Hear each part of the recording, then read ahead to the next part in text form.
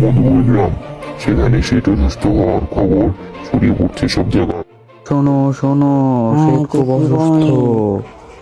High মা, ও কি বললো? এদিকে পাখি শুনছিল সব। পাখি জানতো ওষুধের পাতা। অপরদিকে সবাই শেঠকে দেখতে যায়। তখন শেঠ, তোমরা আমাকে দেখতে এসেছো, আমি মনে হয় আর বাঁচব। আমাকে জন্য সবাই দোয়া করো। আপনি বাঁচবেন। অপরদিকে সবাই চলে যায় বৈদ্যর কাছে। তখন বলে, আমাদের যে করে হোক শেঠকে বাঁচাতে হবে বৌদ্ধ সাহেব। আপনি যে করে হোক ওই গাছটা খুঁজে বের করুন বৌদ্ধ সাহেব।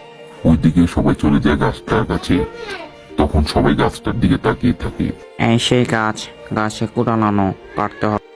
সবাই গাছটিকে কেটে ফেলে, কিন্তু গাছ থেকে কিছুই পাওয়া যায় না।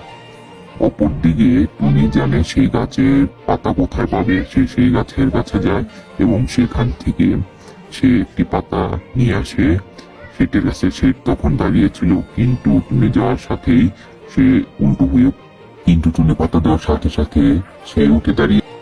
আবার টুনি, আমার যা লাগে তুমি চাও টুনি, তুমি আমার জীবন বাঁচিয়েছো।